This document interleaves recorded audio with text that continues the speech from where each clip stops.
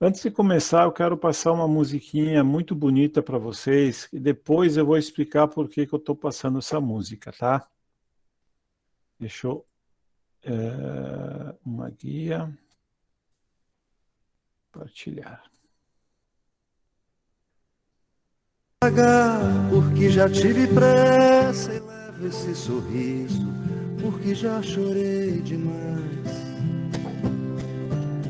Hoje me sinto mais forte, mais feliz, quem sabe. Só levo a certeza de que muito pouco eu sei, ou nada sei. Conhecer as manhas e as manhãs, o sabor das massas e das maçãs. É preciso amor para poder pulsar, é preciso paz para poder sorrir, é preciso a chuva para florir. Penso que cumprir a vida seja simplesmente compreender a marcha, ir tocando em frente. Como um velho boiadeiro levando a boiada, eu vou tocando os dias, pela longa estrada eu vou. Estrada eu sou. Conhecer as manhas e as manhãs, o sabor das massas e das maçãs. É preciso amor para poder pulsar, é preciso paz para poder sorrir, é preciso a chuva para florir.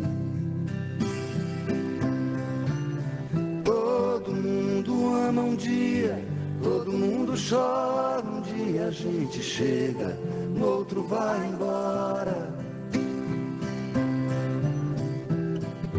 Cada um de nós compõe a sua história e cada ser em si carrega o dom de ser capaz e ser feliz.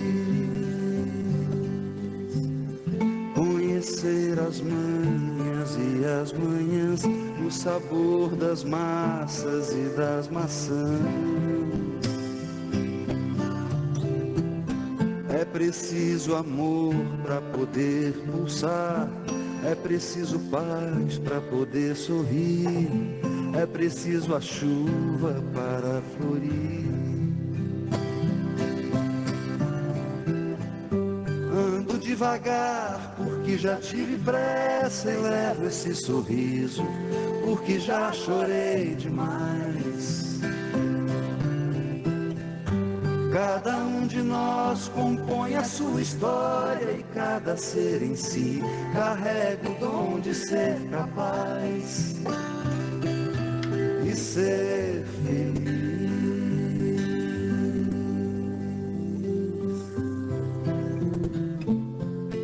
Aqui, onde o rio abraça a floresta.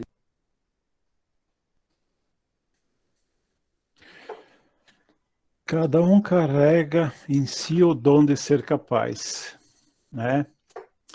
É uma música que eu considero um poema muito lindo, né? Tem uma letra maravilhosa e nos diz muito sobre nós mesmos. Depois eu vou comentar com vocês como é que essa música veio ao mundo, tá? Tem muito a ver com a mediunidade.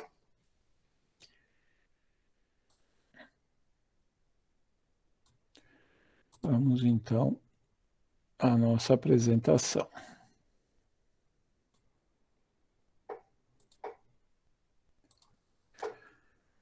Muito bem, então hoje a gente vai continuar com a mediunidade, né?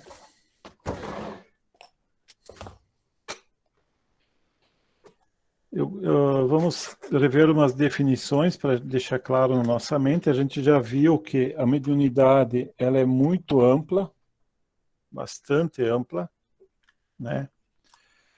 E A gente já viu que a mediunidade nós já vimos a mediunidade de efeitos físicos, né? Então a mediunidade é algo que está sempre envolvido um ser encarnado e um desencarnado, e é sempre passado uma mensagem, tá? O importante é definir isso aí, porque se não tiver alguma comunicação, alguma coisa que passe uma mensagem, mesmo quando tem um efeito físico, está passando uma mensagem aí que os espíritos existem, né? Isso não seria mediunidade. Tem muitos que dizem que os animais têm mediunidade, por exemplo, alguns animais. Eu, na minha opinião, não, porque eles não servem para uma comunicação, eles não servem para um trabalho em conjunto com os espíritos, né? Agora, eles têm percepção do mundo espiritual, mas eu considero particularmente que não é mediunidade. Para ver mediunidade, porque a mediunidade o que é? É o medianeiro, é aquele que intermedia, aquele que entrega uma mensagem. Tanto é que o Chico Xavier dizia assim: eu sou o carteiro, eu só entrego a mensagem. O lado de lá passa e eu entrego, tá? Então, essa definição diz assim: a mediunidade é um sistema complexo, e é verdade, é complexo, nós estamos ainda tentando entender como exatamente ela funciona, de intercâmbio mental entre os seres habitantes de planos dimensionais diferentes. Porque a diferença do plano espiritual e o nosso físico são vibrações dimensionais, né? Só essa é a diferença. E a gente já falou que o próprio mundo espiritual também tem diferenças vibracionais. E aí também precisa mediunidade lá para trazer uma mensagem de um plano espiritual mais acima para o mais abaixo, tá? Então é esse intercâmbio mental que é a mediunidade.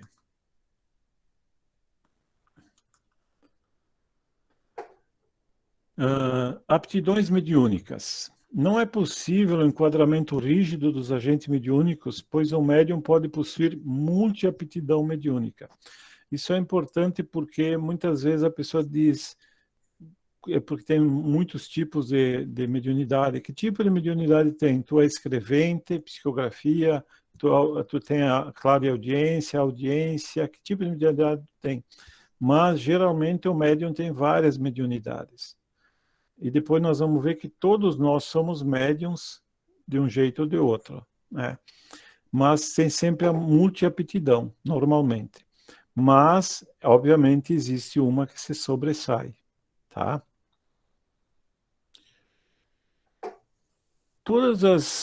Aí o Allan Kardec nos diz, todas as variedades de médium apresentam uma infinidade de graus em sua intensidade. É verdade, então tem médiums que têm mais facilidade e outros menos, né?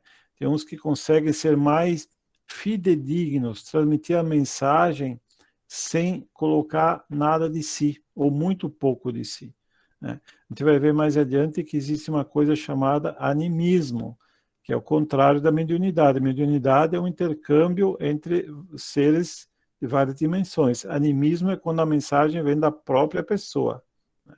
Então, sempre a mediunidade tem um pouco de animismo e de mediunismo. Mas, dependendo do médium, tem mais mediunidade e menos animismo, né? Tá? Por isso que a gente fala que tem várias intensidades. Muitas há que, a bem dizer, apenas constituem matizes, mas que nem por isso deixam de ser efeito de aptidões especiais. Um médium pode, sem dúvida, ter muitas aptidões, havendo, porém, sempre uma dominante. Então, aquela que é dominante. O cultivo dessa que é dominante é que, se for útil, deve aplicar-se. Então, ele tem que cultivar essa que é dominante. Aí nós temos uma coisa que na mediunidade se chama transe mediúnico, tá? O transe mediúnico pode ser entendido como um estado de alteração consciencial, caracterizado pelo abrandamento ou entorpecimento maior ou menor do consciente vígio. Então, esse componente transe é muito importante na mediunidade, tá? Porque é um estado alterado de consciência. Então, não dá para fazer mediunidade sem a pessoa alterar o estado da sua consciência. Quando a gente diz consciência vígil, é, por exemplo, como nós estamos aqui. Estamos acordados, não estamos em transe, estamos interagindo, né? Mas para mediunidade é preciso que o médium entre em transe. Por isso que ele baixa a cabeça, ele fecha os olhos, ele tem que ter um ambiente propício, tá? Então, por causa disso que tem que, para que ele tenha esse transe mediúnico melhor. Guardadas as diferenças de enfoque por parte dos autores que se debruçam sobre o tema, é lícito admitir que o transe pode apresentar-se como. Então, a gente tem que diferenciar os vários tipos de transe que um ser humano pode se apresentar, que são estados alterados de consciência. Por exemplo, existe um transe patológico. Por exemplo, no estado crepuscular dos epiléticos, quando estão começando a entrar na epilepsia, né? Até muitos que têm experiência já sabem, ó, eu vou ter um ataque epilético, ele começa a perceber que ele está entrando numa espécie de transe de torpor, tá? Mas isso é patológico, obviamente, tá? Existe também o transe hipnótico, né? Que é onde o hipnoterapeuta, a pessoa que executa a hipnose, ele faz a pessoa entrar em transe, e aí a pessoa entra dentro dela mesma, e ela fica mais receptiva às sugestões do hipnotizador, tá? Mas também é um transe. Existem também os transes formados ou produzidos, né, pelos farmacógenos. A gente sabe que tem a mescalina, a psilocibina, que vem de um fungo, o LSD, que não é mais usado, foi muito usado para fazer experiências na Guerra Fria, depois foi abandonado, mas hoje as pessoas têm. A ayahuasca, que me parece que é a Maria, né, que ela já experimentou, né, Maria? Sim, sim, já experimentei. Isso. E tu conseguiu entrar em transe com isso, né? Sim, que nem eu comentei, eu fechei os olhos, né, e conseguia ter uma visão como se eu estivesse voando em cima de Isso. montanhas, tudo. Nada além disso, assim, era mais, eu tava voando, acho que foi o primeiro contato que eu senti, foi esse. Isso aí. Essa parte da abertura da consciência, nessa parte de visualização. Uhum. É que tu teve, Maria, um transe, né? Tu teve um estado alterado de consciência, ele alterou a tua consciência e tu acessou realidades espirituais superiores, né? Entende? Então, os farmacógenos têm essa capacidade, tá? Então, também é um transe mediúnico, mas é provocado por farmacógenos. Existe o noctípico, que na verdade são os sonhos, tá? Porque o sonho ele pode ser originado no inconsciente, né? Então o nosso inconsciente que ele vai gerando as imagens oníricas, e esse é um tipo de sonho. Existe o sonho que é o desdobramento, que porque todos nós, geralmente, todos nós, durante o sono, quando é profundo, nós saímos do corpo. Muitos permanecem perto do corpo, como essa moça da imagem. Mas algumas pessoas, elas conseguem acessar o mundo espiritual mais elevado e lá ter uma interação com outros espíritos. Normalmente, a pessoa retorna e não lembra. Mas os espíritos podem fazer um processo que a pessoa lembre flashes do que ela fez no mundo espiritual. É por isso que, muitas vezes, o sonho lembrado ele é confuso, porque tu não lembra de todos os detalhes. Mas se tu te der conta, enquanto tu estava lá no mundo espiritual, ele não era confuso, né? Então tem o desdobramento também, que é um transe, porque sempre o transe é o seguinte, eu tenho que colocar meu corpo em torpor para poder alterar a minha consciência. Tá? Perceberam? É esse que é o detalhe. Tanto hipnose, tanto quanto os fármacos, tanto o desdobramento do sono, né? Tem que ter um torpor do corpo, né? Obviamente. E sobre esse desdobramento, é interessante também que nós somos levados, muitas vezes, a visitar nossos entes queridos desencarnados, né? Principalmente mães que perdem filhos pequenos, e a gente sabe que isso é extremamente doloroso para a mãe, ou para o pai, ou para a família, quando eles, o ente querido, que a criança desencarnou, né?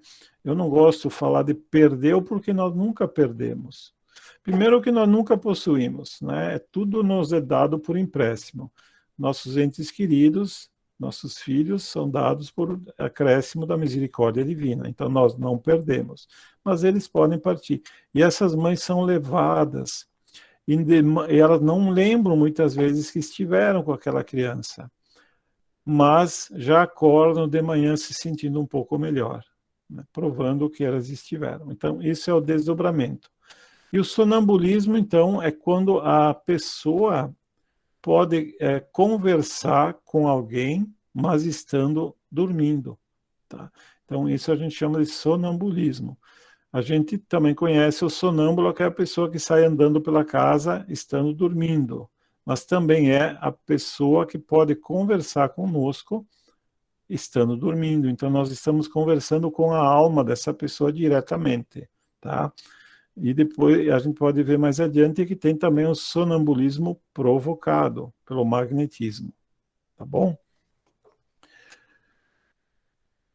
Então, temos também o transe anímico, que significa que vem da própria alma. Isso é importante ressaltar, porque quando a gente vai para uma mesa mediúnica, que é o local mais adequado para se exercer a mediunidade, e eu sempre opino que a mesa mediúnica espírita é o melhor lugar, porque ali todos estudam, todos compreendem o fenômeno, e a gente pode trabalhar com mais efetividade, né? Então, algumas comunicações, não é um espírito que está se comunicando, é da própria pessoa. Mas como a gente diferencia isso? Não é tão simples, mas a gente pode diferenciar quando o espírito está falando de algo que o médium não conhece, né? O espírito mesmo diz que ele é outra pessoa, certo? Então, mas a gente com experiência a gente consegue separar o que é anímico do que é a própria alma, tá bom? E então esse é outro tipo de transe também. E eu tenho o transe mediúnico, então, que é o que nos interessa, que é a conexão com os espíritos. Então, toda mediunidade precisa de transe. É por isso que esse transe pode ser profundo ou não. Alguns médiums não lembram de nada depois que eles retornam.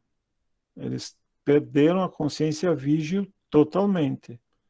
Outros conseguem acompanhar o raciocínio do espírito. Mas sempre a mediunidade vai ser um escolho para nós, porque, como eu falei, né, pode ser anímico ou mediúnico, mas com experiência a gente consegue lidar com isso. E nessa conexão com os espíritos, a gente pode, então, receber todas as informações que a gente precisa, né? Sejam elas para coordenar o grupo, ou a gente pode socorrer um espírito necessitado, que está numa situação de desencarnado muito difícil, e nós conseguimos, através do choque biológico, que a gente chama, da conversa com o encarnado, porque como ele está mais materializado, ele tem mais facilidade de perceber o encarnado, e a gente pode ajudar esse espírito, tá? Então, na mesa mediúnica, a gente tem essa possibilidade de fazer tudo isso, tá bom?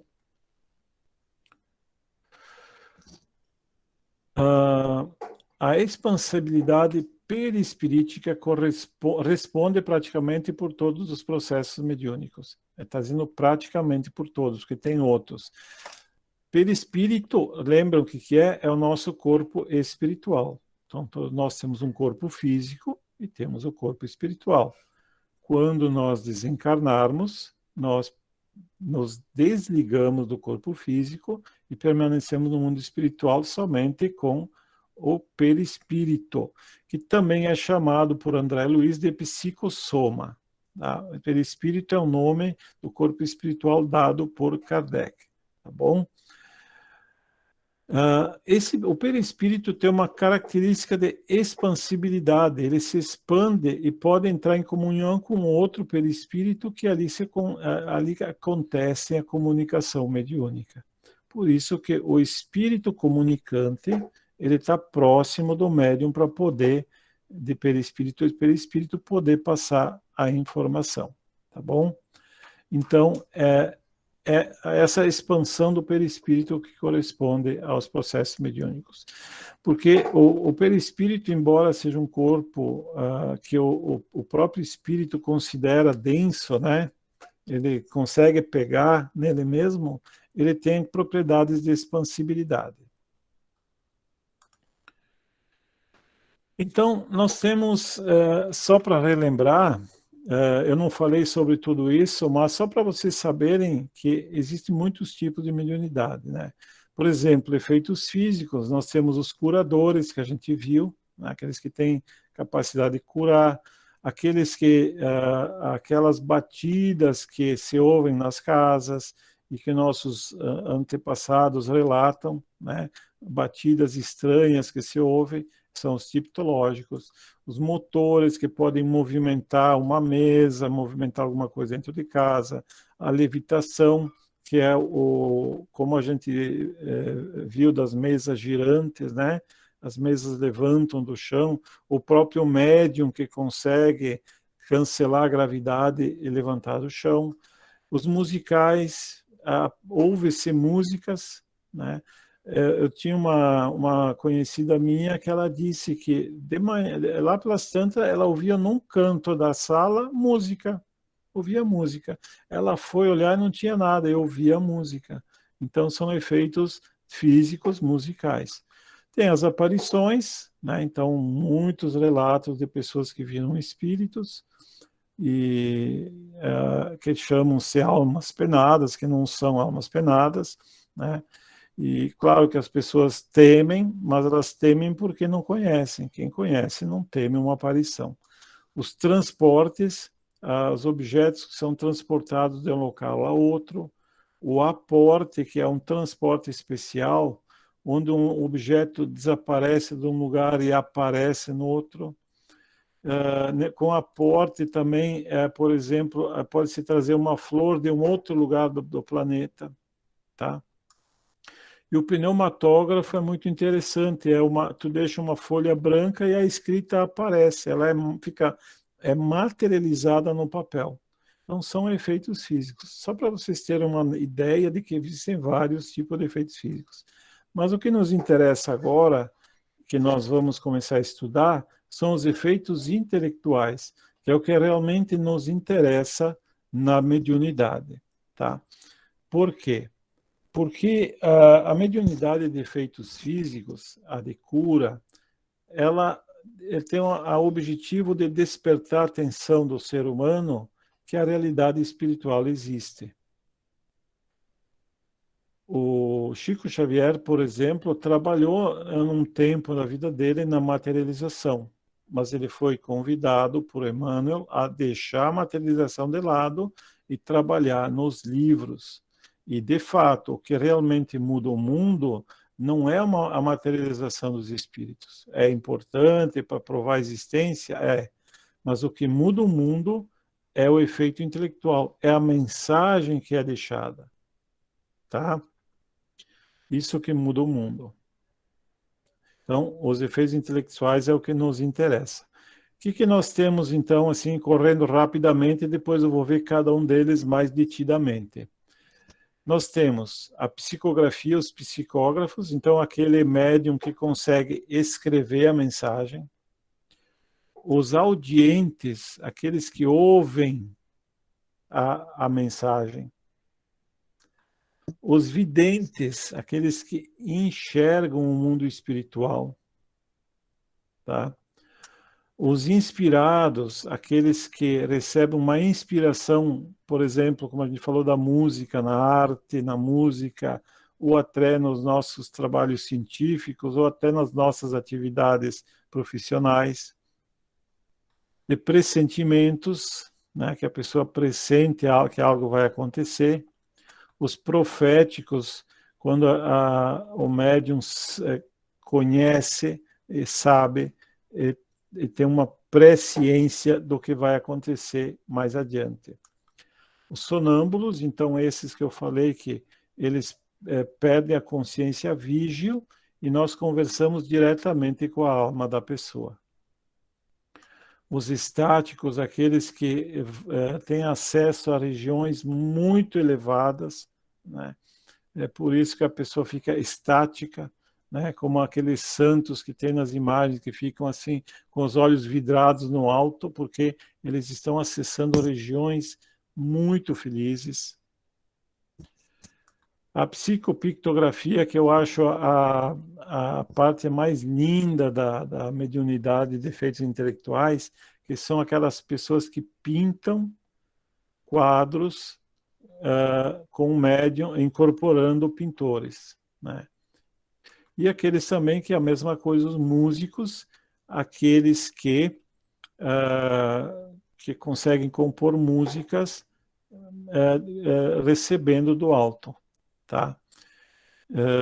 E é como a música que a gente ouviu no começo, tá? O Almir Sater, ele falou que ele estava na chácara e num dia ele recebeu aquela música, né?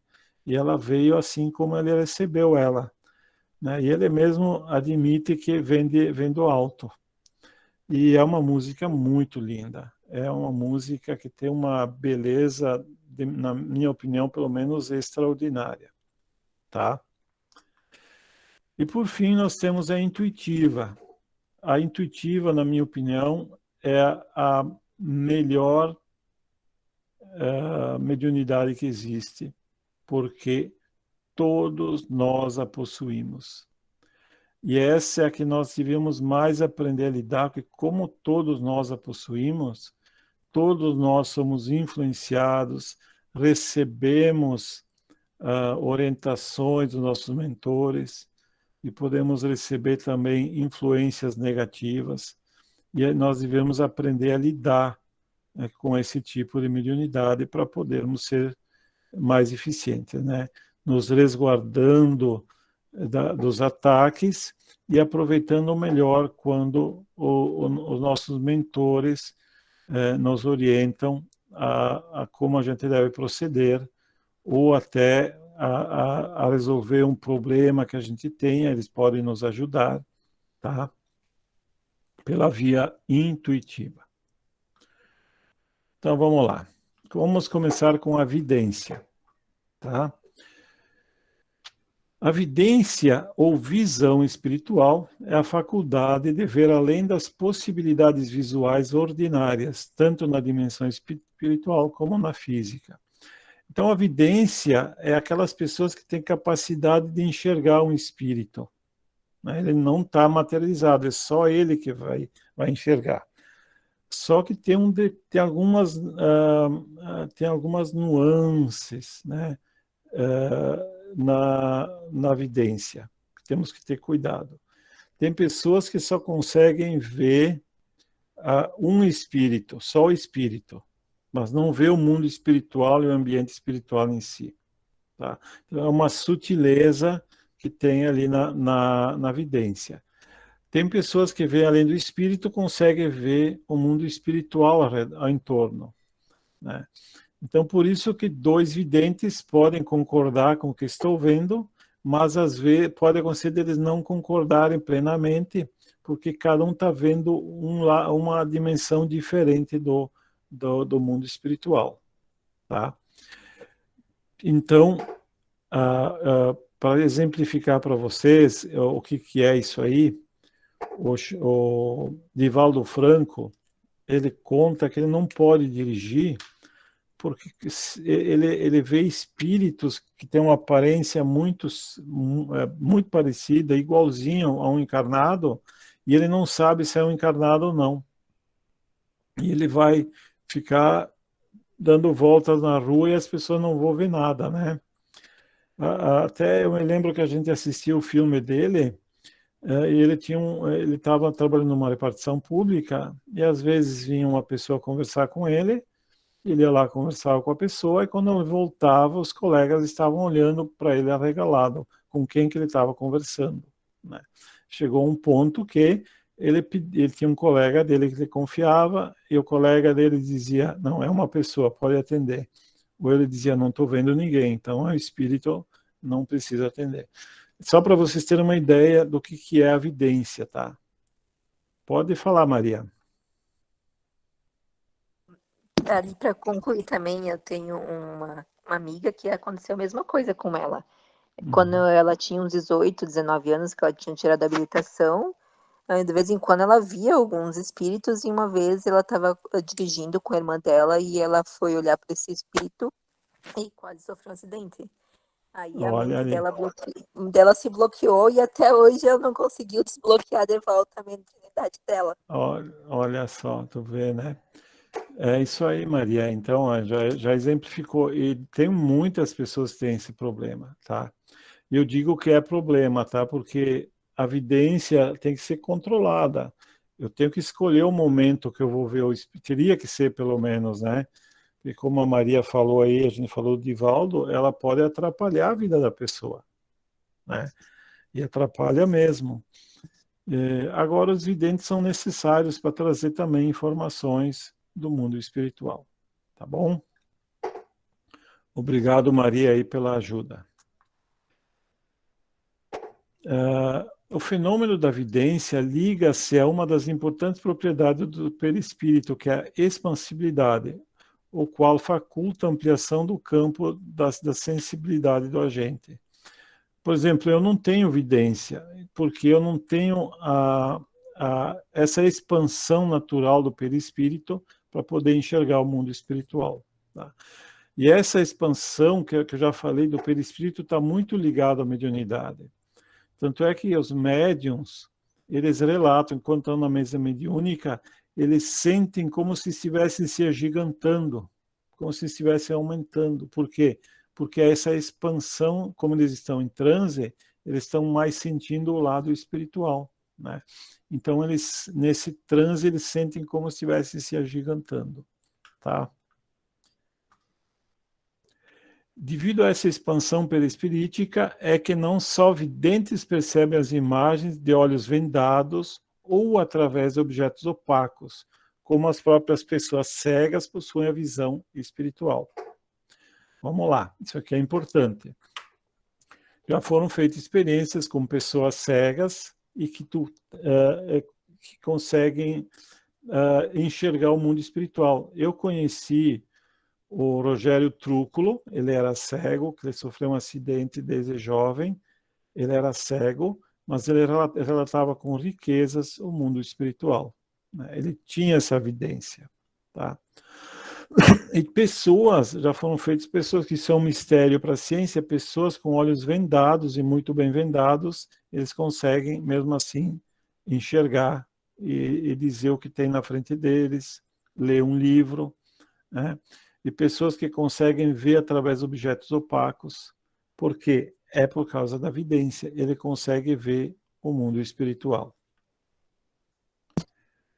Então, a vidência, ela pode ser ativa, passiva, externa e interna, né? Então, só para exemplificar os tipos de evidência que tem. Vamos ver cada uma delas, então.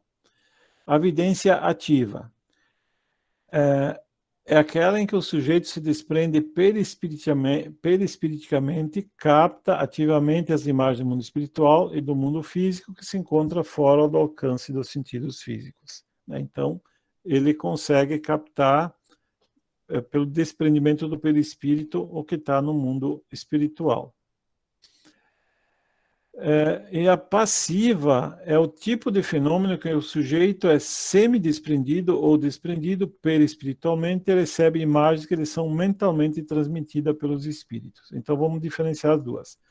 A ativa, a pessoa desprende-se e vai enxergar o mundo espiritual. Tá? Ela vai. E a passiva, ela também se desprende, mas as imagens são trazidas para ela. É diferente. Tá? Normalmente o que ocorre é a ativa, tá? E essas imagens trazidas não é tão comum, pelo menos que eu, na minha experiência na mediunidade. Então, vidência ativa a externa é aquela que faculta ao vidente perceber as imagens do mesmo modo como ocorre na visão ordinária, né, como oriundas da realidade exterior. Então, quando ela é objetiva, né, ele vê como se ele estivesse vendo normalmente, tá?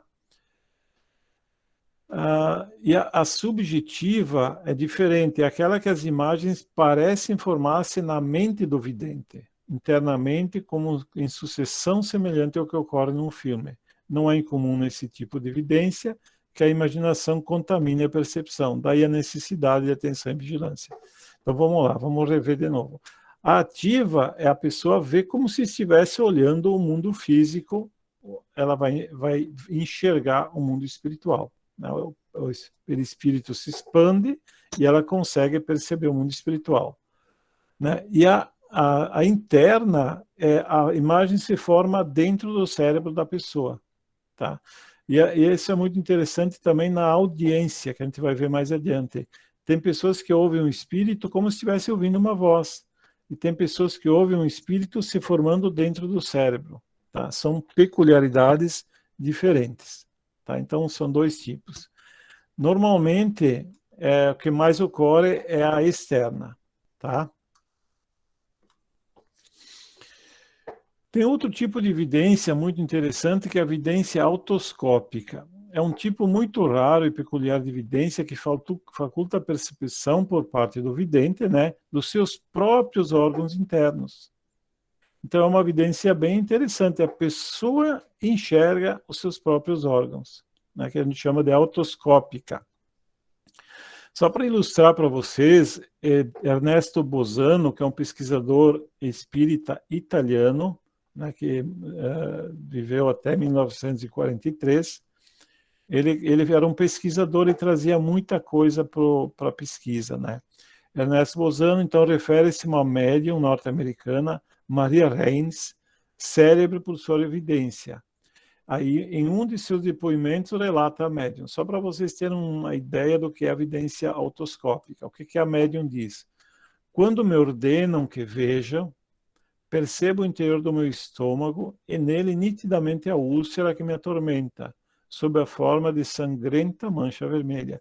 Veja, isso só o médico. Hoje a gente tem um médico que consegue, por endoscopia, ver isso aí. Na época não tinha, né? Vejo a forma do meu coração e sinto-me capaz de ver o cérebro do doutor, desde que me ordene. Então, ela era capaz também de ter a visência de outro corpo, não só o dela. Tá? Então, aqui a gente chega na evidência aloscópica ou heteroscópica. É a faculdade de ver com detalhes os órgãos internos de outra pessoa, quando assistido por um médico espiritual. Tal evidência possibilita ao médium acompanhar o diagnóstico e a receita que lhe é transmitida pela audiência, né? Então, ouvindo o espírito. Faculdade que seguidamente se manifesta associada à evidência. Então, a evidência também está muito associada, então, a ouvir o médico, que é a audiência. Tá? Essa faculdade aloscópica, que é a de ver os órgãos internos de outra pessoa, eu acho muito interessante. O doutor Frutuoso relata que, ao escrever os livros dele, ele conseguiu que uma médica, a médica conhecida dele, só não queria que o nome dela aparecesse, ela contou para ele que ela via dentro da pessoa antes de fazer a cirurgia. Né? Ela enxergava dentro, ela tinha esse tipo de evidência. E quando ela ia operar, ela já sabia o que estava fazendo. Ela só não queria que o nome dela fosse revelado, porque ainda hoje, né, como nós não estudamos o suficiente, adoramos negar as coisas como ridículas, se ela dissesse isso abertamente, ninguém mais ia querer, poucos iam querer se operar com ela, né? Iria ser taxada de maluca. Mas ela disse, isso acontece, e eu vejo. E na minha opinião, eu fico imaginando como é que vai ser a medicina do futuro, né? Daqui 50, 100 anos, quando a nossa Terra já estiver mais regenerada, né?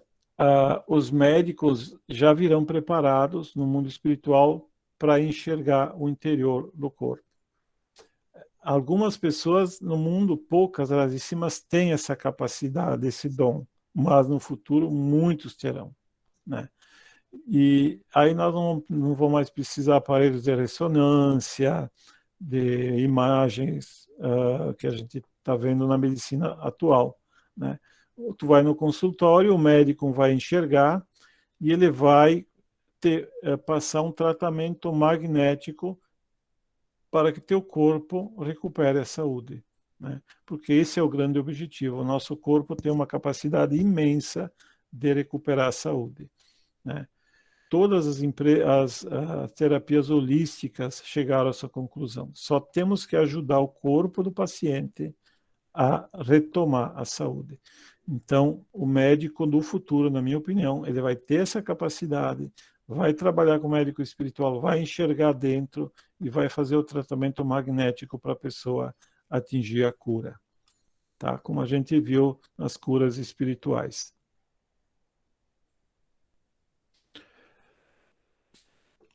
Jackson Davis, um dos mais famosos médiums norte-americanos, e também foi um médium norte-americano, né?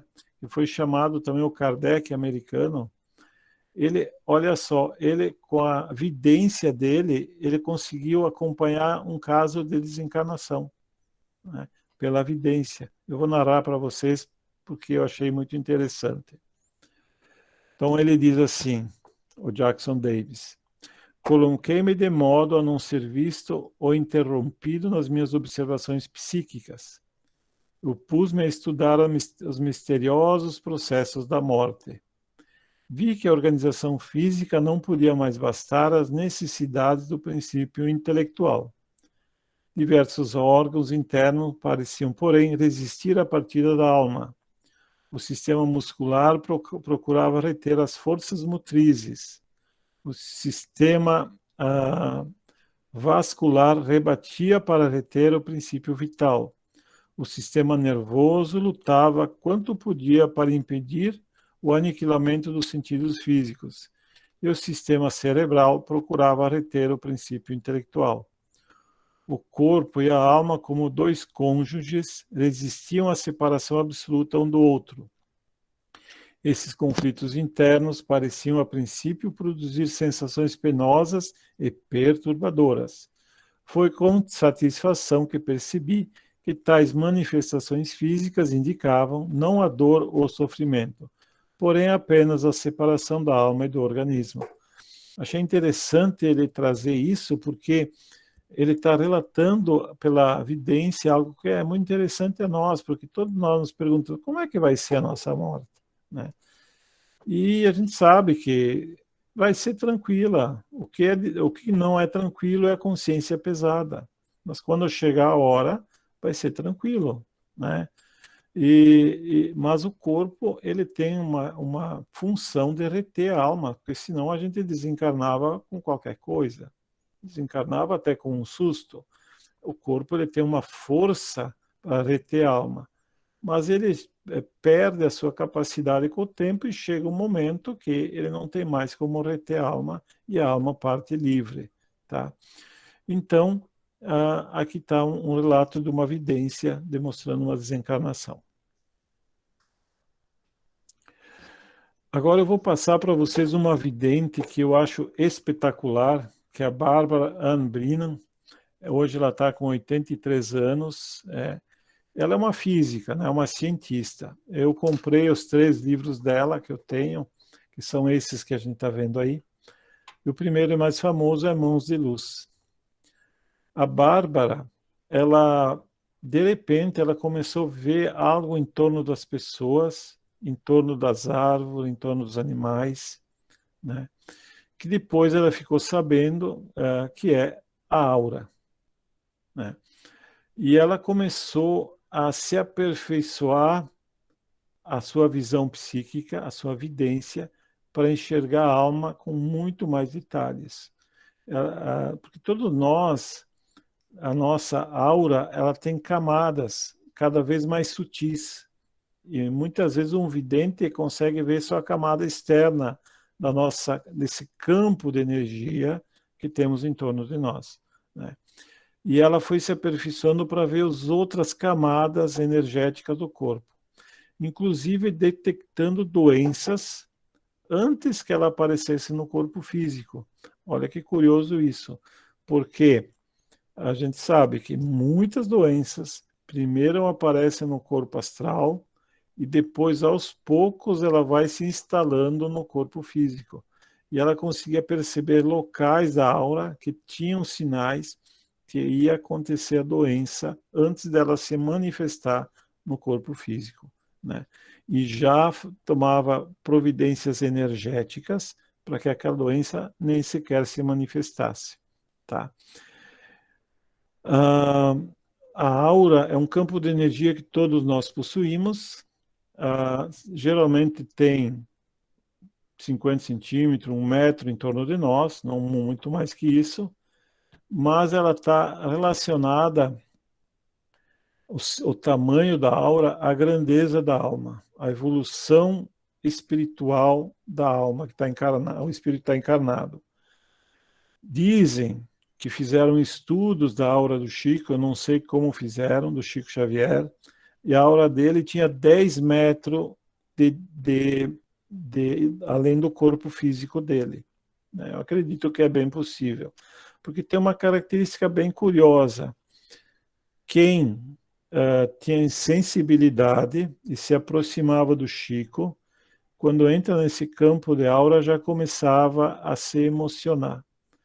Teve pessoas que iam entrevistar o Chico e começaram a chorar, não obviamente de tristeza, mas de emoção, né? Porque entraram nesse campo amoroso dele e se sentiram envolvidos nesse campo amoroso dele. Tem um espírito que relata que a aura de Jesus é tão grande, mas tão grande, que abarcou todo o planeta Terra, quando ele se aproximou. O planeta Terra ficou dentro da aura dele, né? Então, só para nós termos uma pequena noção de quem era Jesus, né? Então, a Bárbara escreveu esses livros, eu vou dividir um pouquinho com vocês, tá? E aqui ela explica, então, como é que ela faz essa análise. Se eu desejo ver um órgão, focalizo, então ela preste atenção naquele órgão. Se eu desejo ver o interior do órgão, ou uma parte especial dele, focalizo esse interior ou essa parte. Se desejo ver um micro-organismo que está invadindo o corpo, focalizo. Percebe? Ela consegue ir descendo, vendo o sistema, vendo o órgão, vendo a célula, vendo até o micróbio que pode estar levando problema àquele corpo. Recebo dessas coisas imagens que se diriam normais, como se fossem normais.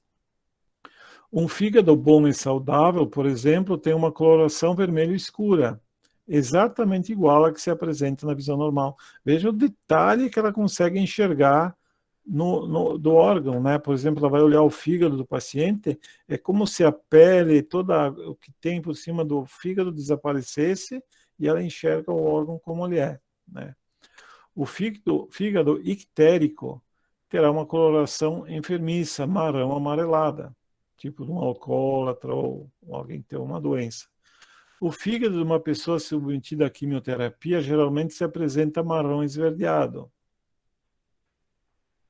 E os micro-organismos têm um aspecto, de certo modo, que se apresenta no microscópio. Veja a capacidade visual que ela tem, né? E eu acredito que o futuro, os médicos terão essa capacidade. Vocês já imaginaram como o diagnóstico vai ser rápido, né? E o tratamento também, e ele vai ter capacidade de ver se o tratamento está surtindo efeito ou não, né? Então aqui a Bárbara nos dizendo como que ela enxerga a evidência dela, né? Aqui ela dá uns exemplos que eu peguei dos livros dela, como ela enxerga, ela desenhou, obviamente, né? Então a gente percebe que ela vê campos de energia em torno do órgão e ela vê, por exemplo, aqui o cisto, ó, né? Estão percebendo aqui? Aqui assim, vamos ver se aparece para você, ó, tá vendo? Aqui ela percebe o cisto, aqui também. E ela aqui ela desenhou como que ela enxerga isso. Aqui ela botou alguns exemplos, ela acompanha a aura da pessoa conforme algumas atividades que a pessoa está executando, né? Então ela viu a aura normal, que é uma aura de uma pessoa deve estar tranquila, serena, é uma aura normal, assim, sem muitas nuances. Um músico tocando, a gente nota que já existe uma espécie de dança ou movimentação da aura, acompanha a mente do indivíduo. E aqui ela fala da raiva, ó. A raiva sendo expressa, ela percebe jatos que saem da aura da pessoa, né? Então, só observando a pessoa, ela sabe se a pessoa está expressando raiva. E ela percebeu também a raiva interiorizada, que sai esse jatos de energia da aura e volta para a pessoa.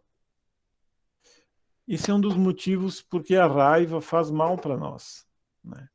A raiva é um fato da vida, é difícil de fugir, né? Porque faz parte da nossa vida, mas se ela não for controlada, ela vai trazer problemas para a nossa saúde, né?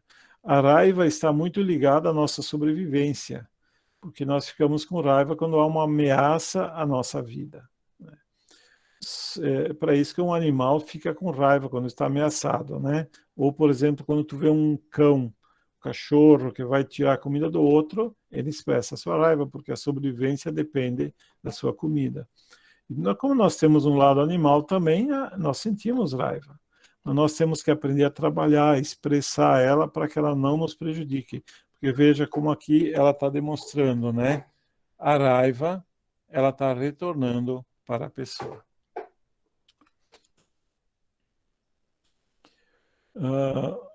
Muco etérico causado pela aspiração da cocaína e homem que toma muito LSD. Então, todas essas coisas, esses fármacos fortes ou a cocaína, ela diz que ela sente a aura mais pastosa, já não se movimenta direito e percebe algo que é mais doentio, né? Não é aquela aura mais transparente, mais saudável. Ela fica com esse aspecto mais pastoso. E aqui ela tem um exemplo de mulher meditando para aumentar o seu campo, né? Então a gente vê as saídas de energia aqui em azul, tá? Então a gente percebe que a energia começa a circular quando a pessoa está meditando. A mulher grávida, então as cores suaves pastéis associam-se frequentemente à finalidade, à feminilidade, né? Então dá para ver que é uma aura mais colorida. Então, como eu falei, ela exemplificou como ela enxerga a aura da pessoa.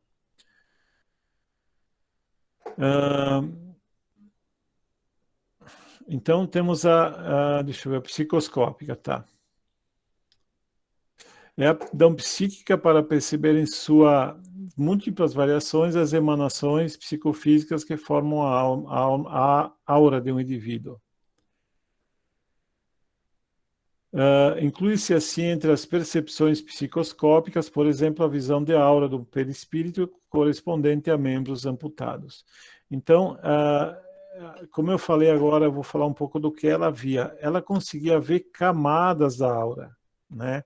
Não somente a aura simplesmente, porque muitos dizem, estou vendo a aura, mas a aura tem camadas. E a gente percebe que ela conseguia ver variações da aura, né? Indicando saúde, indicando o estado da pessoa, como ela estava, né?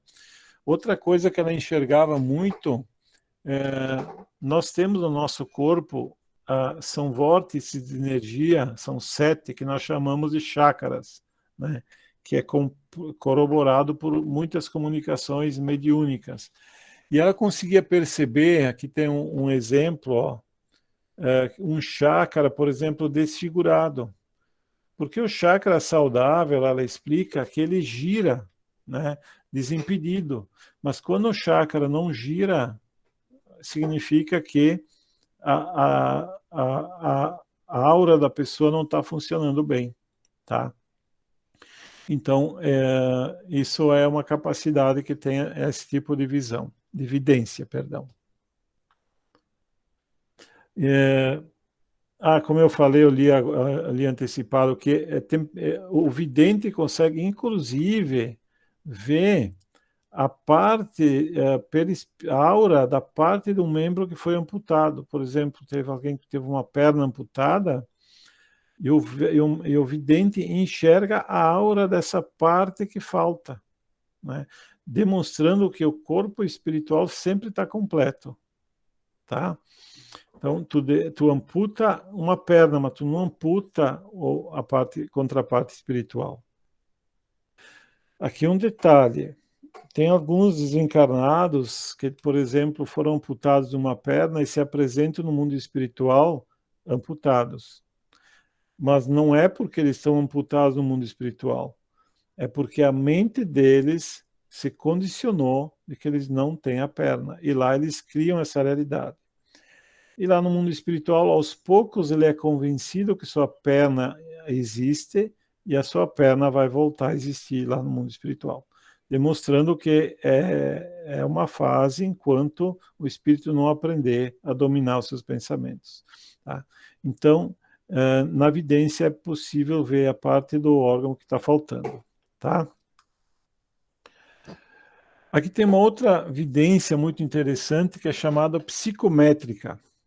É a faculdade de ver enquanto em contato com objetos, seres vivos, ambientes, imagens e fatos ligados ao presente ou ao pretérito, a eles relacionado, e às vezes até o futuro. Então isso é o seguinte, isso a gente já viu e é muito interessante. A pessoa pega o objeto na mão, né, e ela consegue perceber fatos que ficaram impregnados naquele objeto. O Chico Xavier, por exemplo, uma vez, olha só, o Chico Xavier tinha todas as mediunidades em mais alto grau. Ele, uma vez tocando num piano, só tocando, ele conseguiu dizer em quantos donos aquele piano passou, quem tocou nele, em que casa que ele ficou, né, qual é a história daquele piano, né? Então, isso se chama evidência psicométrica. Essas pessoas são usadas, inclusive, na investigação de crimes, né? Muitas vezes a gente vê nos Estados Unidos, principalmente, que a pessoa pega e relata detalhes que ajudam a encontrar o criminoso. Obviamente que às vezes são informações um pouco confusas, né? Mas ajuda muitas vezes a localizar um criminoso. Isso também é uma coisa muito interessante da psicometria.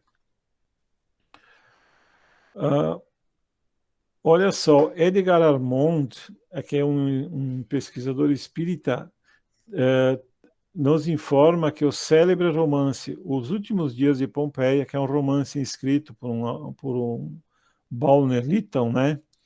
Segundo consta, foi escrito depois que seu autor, Lord Bulwer Lytton, tomando de um fragmento de tijolo, quando sua visita nas ruínas da cidade de Pompeia, né, viu desenrolar-se no seu campo de evidência todos os acontecimentos ligados à destruição da cidade. Então ele relata que ele, pegando um tijolo, ele começou a perceber a história que tinha aquele tijolo, né, e aí ele escreveu o romance, tá? Ok? Esse livro, inclusive, tem até hoje para quem quiser comprar. Retrovidência. É uma visão espiritual de coisas que aconteceram no passado, mas não tendo um objeto na mão, né? Primeiro a gente falou que tem no objeto, mas a pessoa simplesmente consegue visualizar fatos que aconteceram num lugar, no passado, tá? Eu me lembro agora que tem uma escritora espírita, Ivone do Amaral Pereira, ela tinha essa capacidade. Ela ia numa localidade, por exemplo, onde tinham os escravos tinham sofrido, ela viu as imagens na época que os escravos eram castigados naquela fazenda. A transvidência é a vidência através de estruturas ou corpos opacos, né? Então, uma vidência que consegue perceber através de paredes, de caixas fechadas. Abrange desde a visão através de paredes até a leitura de invólucros lacrados, livros fechados e mesmo cartas de baralho encobertas. O Chico Xavier também tinha essa vidência. O Geraldinho Lemos comenta com a gente uma coisa muito curiosa do Chico, que ele recebia muitas cartas.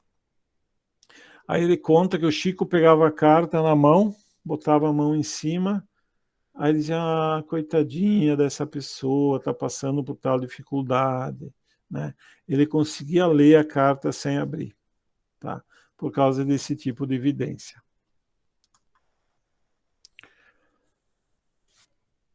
Então, Andrew Jackson Davis, que nós mencionamos antes, que era um médium muito famoso lá nos Estados Unidos, ele descreve assim uma transvidência que ele teve, né?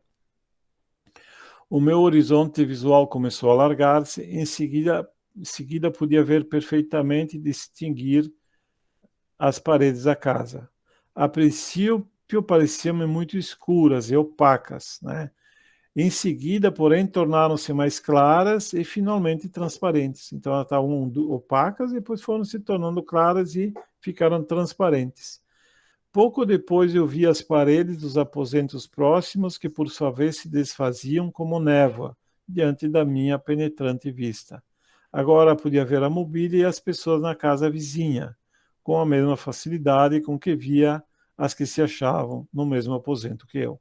Olha que mediunidade que ele tinha, né? Então é como se as paredes sumissem. E curioso que o Chico Xavier também tinha isso aí. Uma vez ele relata, até no filme de Chico Xavier, que ele olhou para o teto e o teto desapareceu e ele viu as estrelas, né? Então esse é um tipo de evidência também.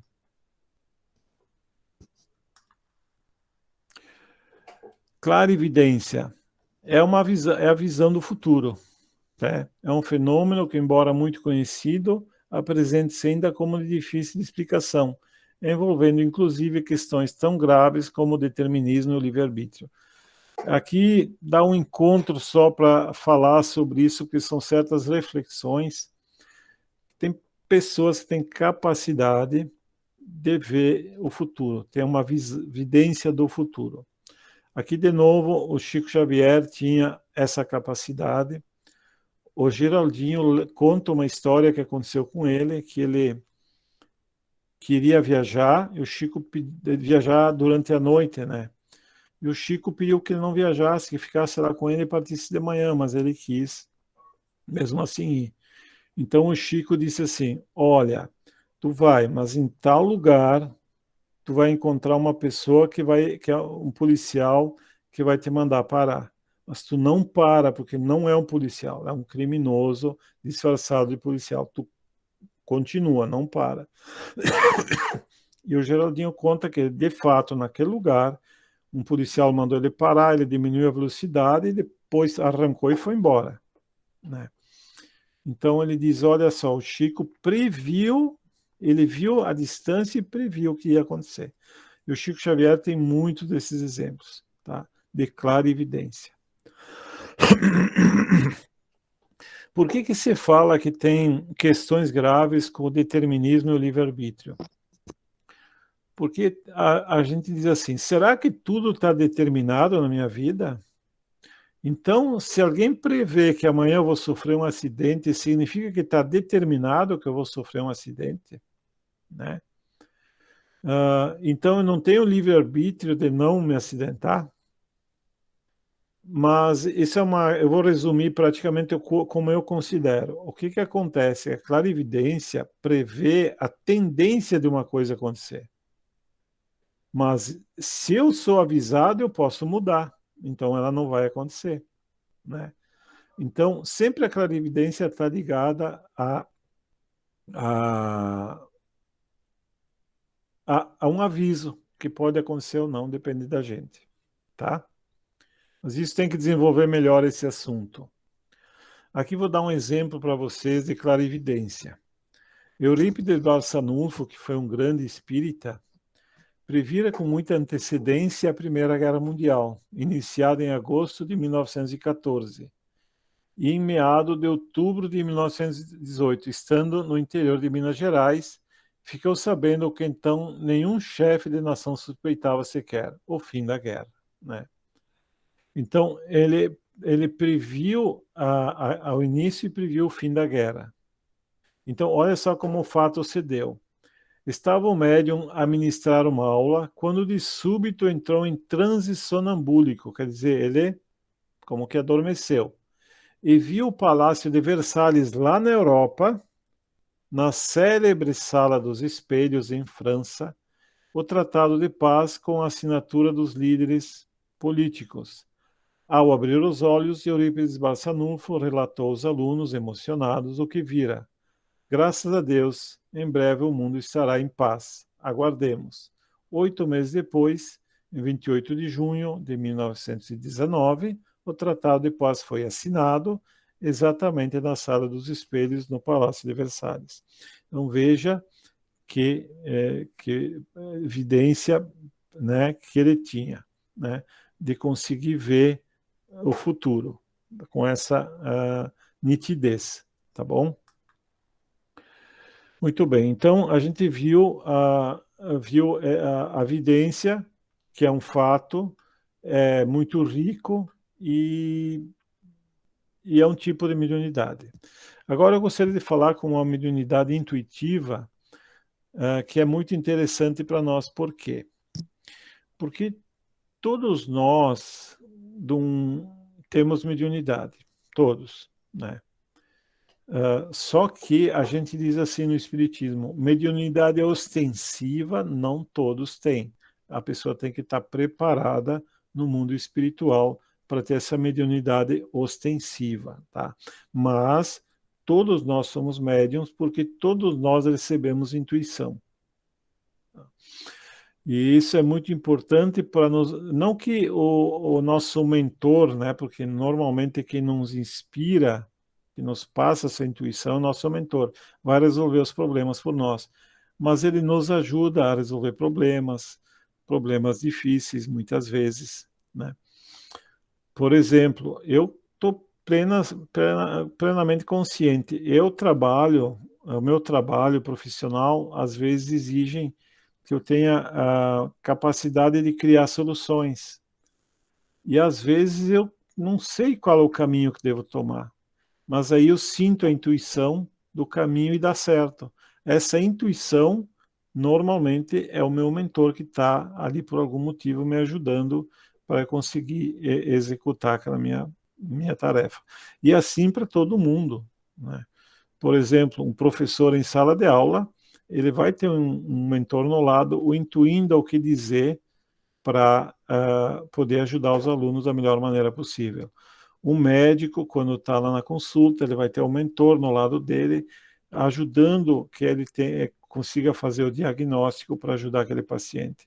Na cirurgia, como a gente já comentou, então tem muitos espíritos aí intuindo o médico, né? Nós nunca estamos sozinhos. É por isso que a importância da oração para a gente se elevar e sempre atrair espíritos bons, para que o espírito bom nos intua, e não o espírito que não quer nosso bem, porque nós podemos ser intuídos também por esse espírito que não quer o nosso bem, né? Então nós temos a mediunidade da intuitiva comum, a inspirativa, aquela que nos inspira a fazer algo, né? Aí isso quando é comum, a gente não tem vontade de fazer nada e de repente se sente inspirado. Os artistas, né, dizem, agora eu estou inspirado a fazer uma arte. É a inspiração. A pré-cognitiva, quando a gente tem uma intuição de que algo vai acontecer, e a superior, essa é uma intuição dos espíritos que estão aqui em missão, né? Então, eles têm uma intuição muito forte. A intuição deles é: vamos reunir as pessoas e fazer isso, vamos fazer aquilo, mas sempre com um objetivo maior. Então, essa é uma intuição que só espíritos em missão recebem, tá? Bom. A intuição comum, então, ela é frequente em nossa vida, como eu já comentei. Frequentemente a gente recebe essa intuição, elas afetam nossos pensamentos e se misturam com nossos pensamentos, né? Então, muitas vezes a gente não sabe se é um pensamento nosso ou não, mas isso não é importante, porque existe uma mistura, tá bom? Agora, afetam nossas decisões. Então, muitas vezes nós decidimos fazer algo errado, ou decidimos ceder à nossa impaciência, por exemplo, e a gente sente uma intuição que não devemos agir assim. Já me aconteceu. Eu queria descambar para alguma coisa que não era muito boa, e eu senti a intuição que não devia fazer aquilo e não fiz, e depois eu me senti feliz por não ter feito, porque eu ia ter problemas, né? Isso acontece muito, por exemplo, quando a gente quer, né, esmagar uma pessoa. Nossa, né, perdi a paciência. É uma intuição de calma, não é por esse o caminho. E depois a gente não se arrepende por ter tomado o caminho da paz, né? É muito comum o insight científico. Vou explicar o que é insight. Isso, eu que gosto de ciência, eles falam seguidamente, né? Ele disse: eu tive um insight, um estalo, né? Uma ideia que veio, parece do nada. Isso foi intuído por algum espírito, né? Vou dar um exemplo para vocês que eu acho muito interessante, que para te ver que às vezes o cientista ele nem sabe de onde vem essa ideia. Nós temos na física, nós sabemos, por exemplo, que a luz tem uma velocidade, né, que é 300 mil quilômetros por segundo. E nada pode ser mais rápido do que a luz. Nada, né? A luz é um limite do nosso universo. Mas esse limite da luz gera alguns problemas na física, né? No estudo da ciência, né? E o cientista da época do Einstein, que aí do começo do século XX, não sabiam como resolver, né? Eu não vou explicar aqui porque é difícil. E ele estava um dia parado, esperando, mas como é que eu vou resolver isso aí? Aí ele teve um insight, que é esse estalo. Ele disse: já sei. Quanto maior a velocidade, menor é o tempo. Isso até hoje os cientistas dizem, mas como é que ele teve essa ideia? Porque isso é um fato já comprovado. Quando um objeto está muito veloz, assim, uma velocidade perto da luz, para ele o tempo vai diminuindo até parar, né? Isso é um insight. Nunca ninguém tinha pensado nisso, né? E isso o que é? É a intuição, porque quando qualquer cientista está desenvolvendo algo para revolucionar a ciência, ele não está sozinho, né? Ele tem muitos espíritos, mentores aí intuindo ele pelo caminho que ele deve tomar. Tá? Mas vamos deixar claro uma coisa: eles têm que intuir um gênio. Não quer dizer que o Einstein não fosse um gênio, tá? Porque se eles vierem intuir uma pessoa que nem eu, não vou entender nada. O Einstein era um gênio e ele foi intuído, mas ele tinha que ter genialidade para poder receber a intuição, tá? Senão não ia conseguir. Tá, pessoal? Essa então é a intuição comum que todos nós temos. Tem a inspirativa, que é própria dos poetas, literatos, compositores, né, que a pessoa recebe uma inspiração, né? Mas, mais uma vez, a pessoa já tem que ser poeta, já tem que ser um literato, um compositor, para poder receber a inspiração, tá? E é mais uma recepção de conteúdo de valor estético. Então, muito da arte veio por inspiração, se não toda. As grandes músicas. O Mozart dizia que ele ouvia as músicas na mente dele antes de colocar no papel. O que é isso aí? É uma inspiração, né? Então, aqui que eu chego naquela música que eu passei no começo do nosso encontro, que é aquela música Ando Devagar porque eu já tive pressa, que é esse poema lindo, e o Almir Sater, ele fala numa entrevista que ele recebeu essa música de uma maneira, com uma inspiração que ele recebeu, né?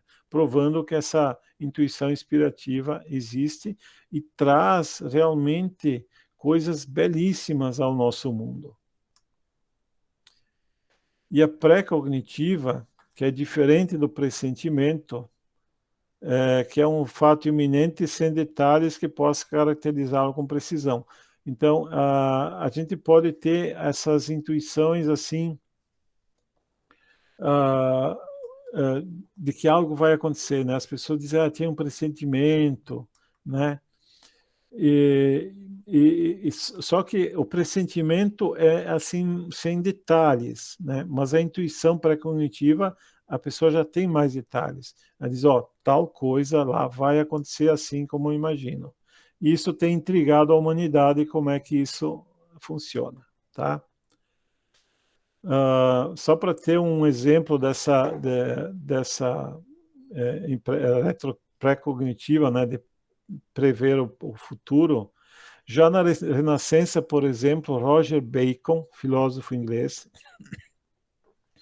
em suas notáveis previsões, descreveu o que hoje conhecemos como automóvel, elevador, navio, submarino, avião e até mesmo as bombas. Ele teve essa intuição, tá, de como ia ser o futuro. Leonardo da Vinci também, a gente sabe, né, que esse grande arquiteto, pintor, inventor, né, construiu um modelo que seria séculos depois o helicóptero, desenhou as dragas, veículos blindados e um modelo de paraquedas. E também a Nostradamus, eu acho que todos vocês conhecem, ele é muito famoso, né? Continua assombrando o mundo com suas previsões que passam pela Revolução Francesa, Napoleão Bonaparte, Louis Pasteur, a Segunda Guerra Mundial, Hiroshima e Nagasaki, e por fim um futuro que a humanidade respirará de alto padrão de espiritualidade. Então ele fez muitas previsões, tá? Eu também já pesquisei esse Edgar Cayce, que vocês podem pesquisar na internet, que é chamado o profeta adormecido. Então ele estava em transe, adormecia, e ele falava coisas que iam acontecer. Ele previu aquela grande depressão econômica americana de 1929, o início e o fim da Segunda Guerra Mundial, o surgimento de Israel, né? Com 16 anos de antecedência, ele sabia que ia surgir o Estado de Israel, que existe até hoje, e outras coisas. O curioso é que algumas coisas que ele previu não deram certo, provando que a presciência, ela existe como aviso, e não como coisa que deve acontecer, né? É como se fosse uma tendência às coisas serem assim, né? Ele tem uma visão mais ampla, recebe a intuição e prevê o que vai acontecer, tá? Pela tendência das coisas acontecerem. E a intuição superior, como eu estava falando, é o surgimento de inopino, né, espontâneo de ideias claras e precisas, inclusive em forma de conceitos e soluções, como ocorre no processo intuitivo, mas que são apenas lembrança de experiências e aprendizagens obtidas durante o sono e em vidas pretéritas, depositadas no subconsciente profundo e a emergir em processos de associação ou não com conteúdos instituídos realmente. Então, são ideias muito claras, geralmente ligadas a uma missão, né, que aparece na mente da pessoa. É a intuição criativa por excelência, própria dos espíritos elevados, com a missão de promover o desenvolvimento do conhecimento humano em suas várias dimensões. A propósito, escreveu o Dr. Alexis Carrel, um dos mais acatados expoentes da medicina, em sua notável obra O Homem, esse Desconhecido. É evidente que as grandes descobertas científicas não são unicamente obras da inteligência. Os sábios, além do dom de observar e de compreender, possuem outras qualidades, como a intuição e a imaginação criadora. Então, o Einstein tinha muita intuição e ele tinha muita imaginação também. Por meio da intuição, aprende o que os outros homens não veem. Percebe a relação entre os fenômenos aparentemente isolados. Sente inconscientemente a presença do tesouro ignorado. Todos os grandes homens são dotados do poder intuitivo. Sabem sem raciocínio e sem análise o que lhe importa saber. Então, isso é a intuição. Sem raciocínio e sem análise, a gente sabe o que tem que fazer. Tá? Eu vou ficar por aqui porque agora eu teria que falar um pouco da telepatia na intuição, que é um fenômeno também importante, mas que tem que desenvolver bem para compreender bem o que é a telepatia e o que ela tem a ver com a intuição. Deixa eu só colocar uma observação. Ok.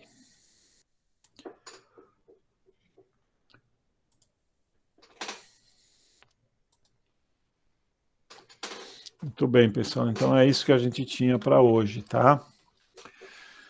Quero saber se alguém tem alguma observação, alguma colocação. Pode falar, Maria. Maria?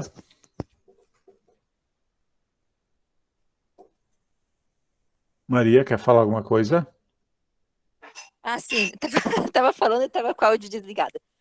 Luciana, então, continuação sobre o que a gente está estudando sobre a mediunidade, eu tenho uma dúvida. Eu estava estudando, olhando esses tempos no YouTube, tenho TV Mundial do Espiritismo, que eles falam que a gente consegue desenvolver a mediunidade. As pessoas que já não nasceram com ela aflorada, a gente consegue desenvolver dentro de um centro espírita. Isso. Tem fase 1, fase 2, fase 13, tem os passes. Isso hoje em dia ainda funciona, porque esse vídeo que eu assisti era de 9 anos atrás. Como que tá isso hoje? Funciona. Maria, é assim, tá? Sabe que eu falei da mediunidade ostensiva e a mediunidade que todos nós temos, tá? Essa ostensiva, a pessoa tem que vir preparada, tá? É um preparamento no mundo espiritual e depois vai ser um preparamento orgânico do corpo físico. Então, tem que estar preparado no mundo espiritual. O que acontece? Que quando a pessoa está preparada, ela precisa desenvolver não centro espírita. E como é que desenvolve? Tem que estudar. Aqui a gente está dando um apanhado geral, não é um estudo para alguém exercer mediunidade. Então tem que ir no centro espírita fazer o estudo e participar da mesa mediúnica, né? E ali os fenômenos vão começar a acontecer. Isso porque o desenvolvimento da mediunidade é exercê-la. E no exercício tu vai aprendendo a lidar com ela. É como aprender a andar, né? Todos nós já nascemos preparados para aprender a andar. E tem pessoas que nasceram preparados para exercer a mediunidade ostensiva, mas ele tem que exercer ela. Simples assim. Vai lá e exerce, né? E o estudo nos ajuda a dominar todas as nuances da mediunidade, a lidar com os escolhos, quer dizer, com as decisões, com as dúvidas, com os medos, né, com os receios. E isso quer desenvolver, é aperfeiçoar aquela mediunidade ostensiva que já havíamos preparados no mundo espiritual. E nem todo mundo veio preparado, tá? Eu, particularmente, acho difícil alguém desenvolver uma mediunidade, essa ostensiva, se não foi preparado no mundo espiritual. Não acho impossível, tá? Mas eu acho que deveria ter muita dedicação. Tudo que eu entendo no mecanismo da mediunidade ostensiva tem que ter o corpo orgânico, até a parte orgânica preparada, que começou lá no planejamento reencarnatório, tá? Ok? Ok, entendido. Obrigada. Valeu, então.